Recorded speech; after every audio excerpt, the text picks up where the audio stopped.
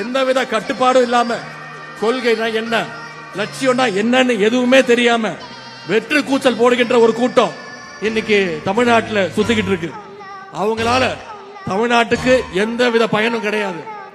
அவங்களால தமிழ்நாட்டுக்கு எந்தவித பயனும் கிடையாது. கண்ணாடி சார் இது.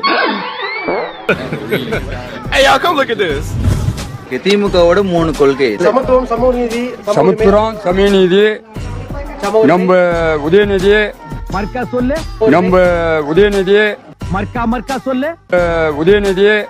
ஆட உங்க கூர்க்காவுக்கு போறவன கொள்கை. திமுகவோட 3 கொள்கை. 3 கொள்கையா? கல்வி வளர்ப்பு, இலவச 8 மணிக்கு சாப்பாடு, 8 மணிக்கு சாப்பாடு, மக்களுக்கு 1000 ரூபாய் திட்டம், பஸ் இலவசம். புரிஞ்சதா?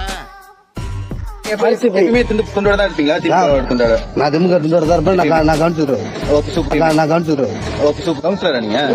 ஓகே, நாங்க போலீஸ் ஸ்டேஷன்ல பைத்தியர் ஆஸ்பத்திரி. சரி சார், ஐயோ இங்க பாருங்க சார், ஒரே பைத்தியங்களா இருக்கு சார். திமுகவோட கொள்கை என்ன இப்ப சொல்ல போறீங்க?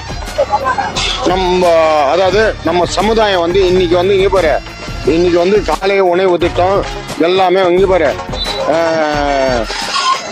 இன்னும் சொல்றீங்க, நல்லா கேட்டுங்க.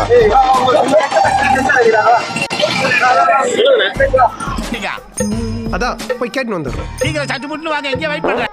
இது என்ன பிரமாதம்? இது விட பெசலைட் ஒண்ணு இருக்கு. கூவுடா. எனக்கு ஒரு ஆசை, ஐயா இந்த ஐயாவையும் அடுத்து முதலமைச்சர் ஆகிட்டு அந்த குடும்பம் தவிர யாரும் ஆக்கப்படாதீங்க. அந்த குடும்பம் தான் நமக்கு சரியா வரும்.